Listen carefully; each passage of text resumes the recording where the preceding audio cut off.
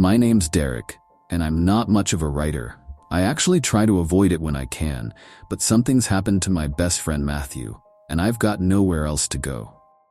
I've always been a bigger guy. I was blessed with wide shoulders and a skinny waist. I've been on some type of football team since the Pee-wee years all the way up to college where I am now. I know that'll set some people off immediately. They'll think I must be some sort of asshole or have a cocky, egotistical complex, but I swear I mostly keep to myself. I don't, or rather didn't, have to go through my daily routines alone. I had a roommate called Matthew. He was almost a direct contrast of me. Tall, skinny, quiet, insecure, but still an amazing friend to have. For years I've been trying to get him to work out with me to help build his confidence up. He's a handsome guy that just lacks that little bit of oomph to set him apart from the world.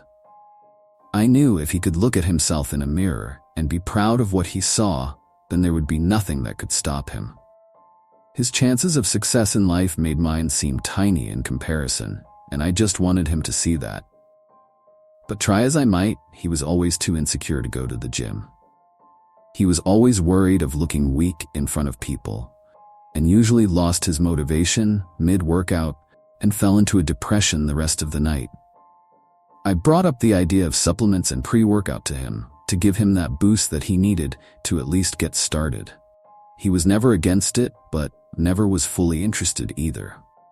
Flash forward to mid-semester of sophomore year, and I noticed that he had started buying weights for a home gym. He started setting up his bedroom into a makeshift gym and had a smile plastered to his face for a while as things came together. "What's gotten into you, bud?" I asked one night as Matthew unboxed some free weights from a rather large box. "I've been thinking about it, and you're right. I should try and get into shape a bit. This Q-tip thing isn't working out for me." The smile on Matthew's face didn't falter as he pulled out some decently heavy weights from his box. "You know, it might take a little bit of time for you to be able to lift those without hurting yourself," I said, while letting my eyes skim across the heavy metal plates in his hands. I felt a little pride welling up inside me at my friend's excitement. "Yeah, I know, but I've just bought this pre-workout online and it's making me feel amazing. It's only been a few days since I've been drinking it, but it's really helping me kick my ass." Matthew struggled to drag the box of weights into his bedroom. He was already looking more confident in himself. "What pre-workout did you get?" I called out towards him as he crossed into his bedroom. "It's called Atlas. I left the can in the kitchen if you want to take a look at it." I glanced over to the sink to see a dark red container next to a shaker bottle of similar design. I made my way over to it while hearing the sounds of struggling grunts coming from Matthew's room. I let my hands grasp the container and examined it. The slogan, written in slick and shiny metallic black lettering, read out "Atlas, drop the weight, break the chains," and depicted two worlds colliding behind a large and perfectly chiseled man staring upwards towards the lid. "Hey Matt, where'd you buy this again?" I yelled out while inspecting the bottle in my hand. A red dust rubbed off onto my skin, remnants of Matthew's last use. "I got it online. It's a limited edition trial run. I managed to email my way into the testing group. I just have to send in some updates every week and they'll send me a new bottle every month."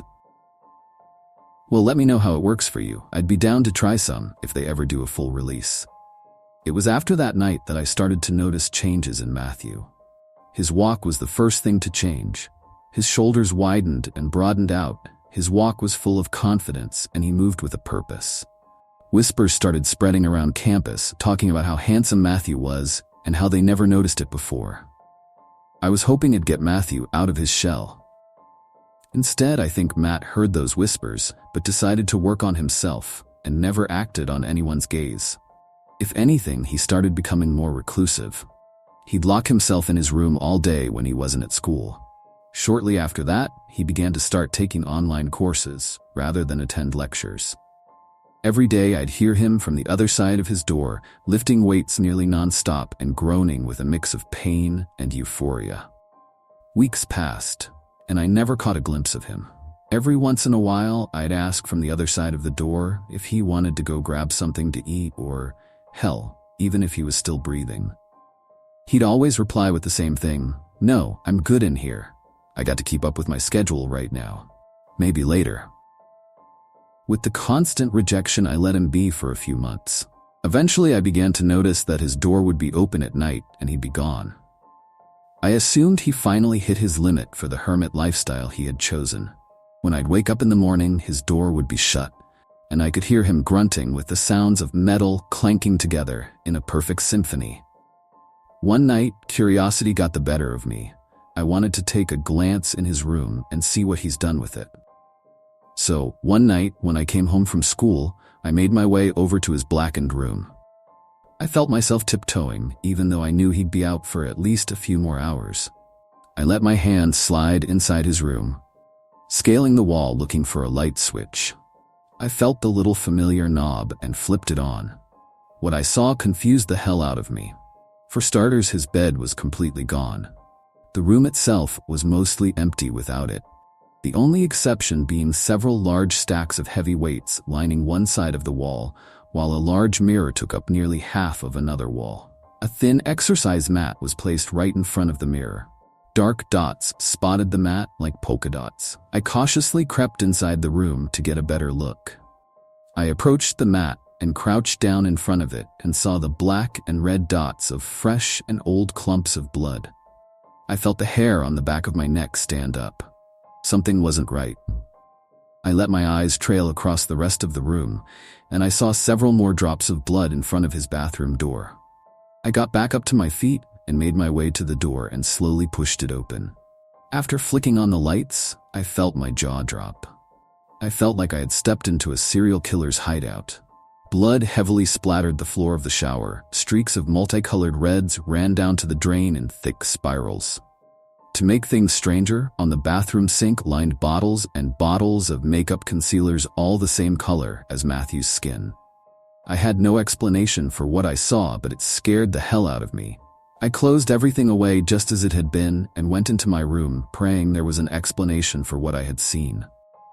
I waited in my darkened room until 4 a.m. when I heard the heavy footsteps of my roommate return home. He walked straight to his room and shut the door.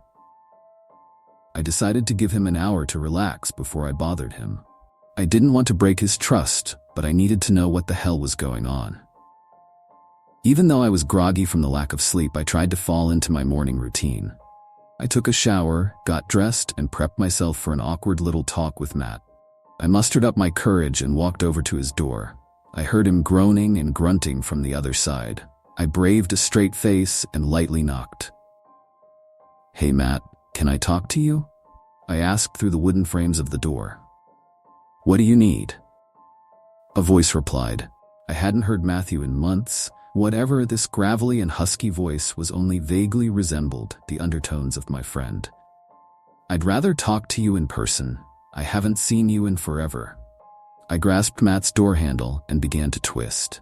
I heard heavy footsteps sprint over to the door and grab the handle, twisting it back in place with such a force that I could have sworn the handle was being controlled by factory equipment. "Don't." I heard Matt growl inches from my face, only separated by a thin layer of wood. "I'll be out in a second. Just let me get cleaned up." "All right, I'll be in the kitchen." I felt my knees shake slightly as I walked away from his door. Something was telling me that this whole situation was very off. I felt almost threatened by my lifelong friend. I made breakfast for two while I waited for Matt. I hoped the food could be a little peace offering between us. I had a seat at the table and began to scoop up some bacon when I heard Matt's door open.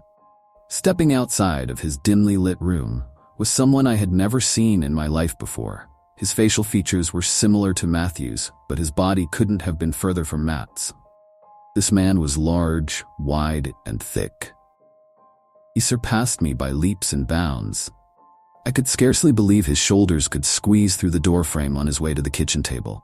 Every step he took showed muscles rippling just under his skin. His body fat seemed to be non-existent, and his physique was downright disturbingly powerful. "You wanted to talk?" The Matt-like thing asked as it walked towards me. His expression didn't seem hostile, it just seemed insane. His eyes shone like white mirrors, reflecting any and all light in front of him with just a pinprick of a pupil visible dead center in his eye. A gasp slipped out of my mouth before I could speak. The man's head turned slightly in amusement. "Matt, is that you?"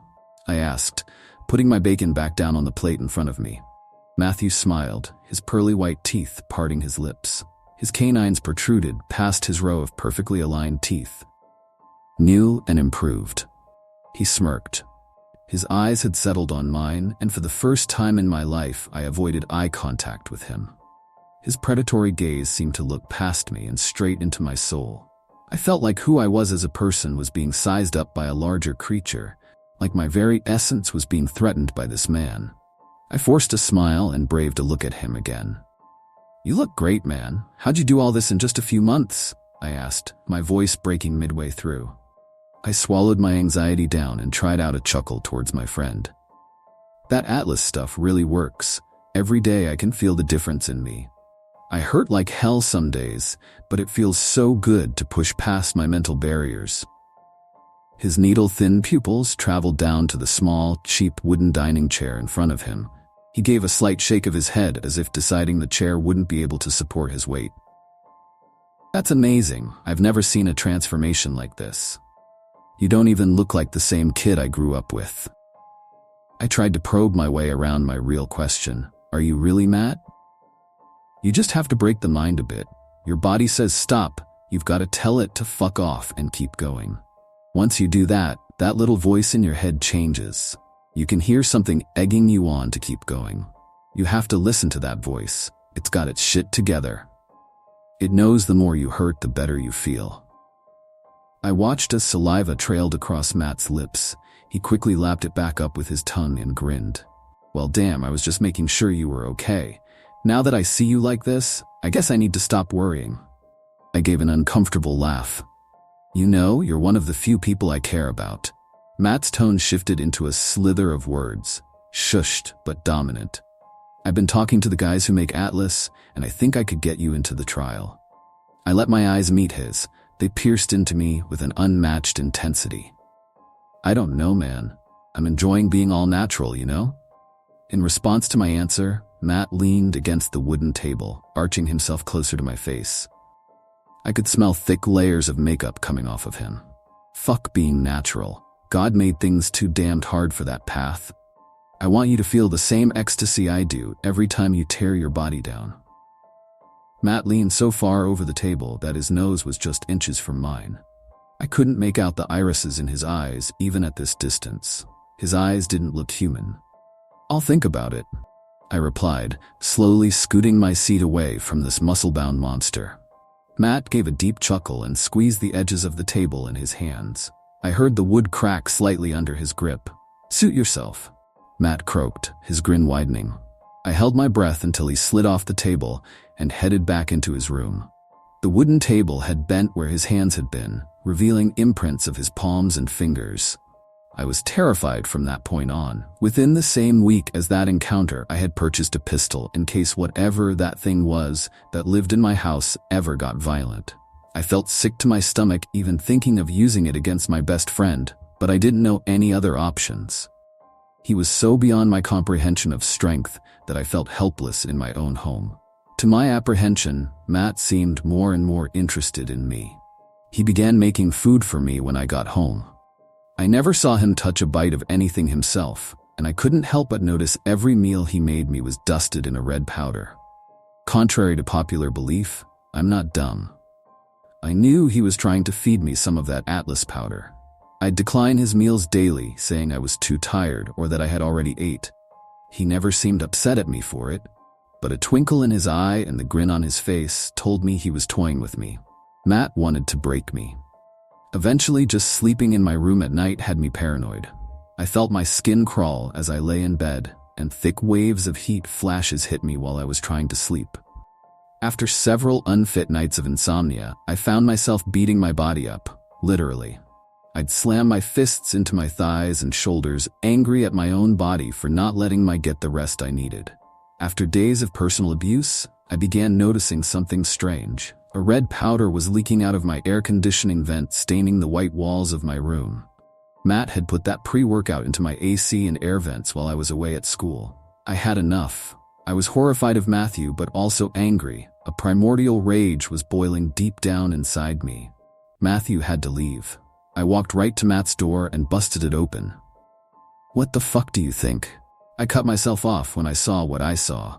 Matthew was standing in front of the large mirror in his room with a knife in his hand. Thick streaks of blood lined his body at every curvature of muscle. Scars and stretch marks plastered his body like canyons, covering him from head to toe. "Oh, Derek, I haven't put on my face yet," Matthew chirped up in a surprisingly pleasant tone. He turned around to face me, his face chiseled in from the knife in his hand. I swear, with a little makeup, no one notices. Matthew's grin expanded across his face, blood pooling at the curvatures of his lips and trailing into his mouth. "What the hell are you doing?" I managed to mumble out. The muscles in my body began to tense up with fear. "It's been a week, buddy. I think you can try your first workout session. You just need to give your muscles some room to grow." He extended his bloodied arm with the knife facing me. His pupils seemed to spasm outside his control as if they were contorting with excitement. With the last of my bravery from earlier, I darted out of his room and ran to my gun safe under my bed. "Come on, Derek. You'll love it. It feels so fucking good tearing away at yourself. A new type of pleasure you can't even imagine. Heaven on earth." Matthew was yelling in a sing-song tone as his heavy footsteps began to trail from his bedroom towards mine. I managed to unlock my safe and grab my gun just in time to have the large shadow of my friend cross the threshold of my room. I pointed the barrel towards him and felt tears welling up in my eyes. "Stop it, Matt. Please, I don't want to shoot," I sobbed out, sweat stinging my eyes. "I'm not going to stop, Derek. I love you like a brother. A little pain now can lead to so much excitement in the future." He took a step towards me. Skin on his body began to fold over on itself, exposing the sinew and muscle underneath. His veins were a deep red and pulsated throughout his body in violent bursts. "Please tell me you're not Matthew, please." I let my finger wrap around the trigger, prepared to fire. "I am, though. This is who I want to be." Atlas helped me realize there's so much more out there. A literal world of pleasure, real physical pleasure, awaits us. He took another step with the knife tightly clenched in his vice-like grip. "I'm sorry, Matt," I said under my breath as I pulled the trigger. I hit the beast of a man's center mass. Curdled blood began to pump from his body, and underneath that, in the hole of his skin, was a black inkiness, a living void pulsating inside his body, unaffected by the bullet. "Ouch," the beast joked. The flaps of his skin began falling off of his body. Matthew used the knife in his hand to pull and tear chunks of flesh off of his frame, exposing more and more of the void inside of him. I didn't know what to do. I fired a few more shots at this creature and got nothing more than jeering in response. It was laughing at me. With one last shred of hope in me, I shot the creature in the eye. Its head shot back slightly, just enough to buy me the time to slide over my bed, around the beast, and out the door. Even without us being in the same room, I could feel its eyes watching me through the walls. I ran out of our place and into my car with a speed I didn't know I had. I found the car keys in my pocket, hit the ignition, and sped off. I looked in my mirror and saw a large black figure silhouette against the window of my home watching me leave. I did what I could and called the police once I felt safe. I told them nearly everything except the inky figure just below Matthew's skin. When they investigated our home, they found Matthew's blood everywhere in the house, along with several other blood types that might belong to some missing girls who disappeared recently. They still haven't found them, but I hope they turn up. I just pray Matthew didn't get to them the same way he tried to get to me.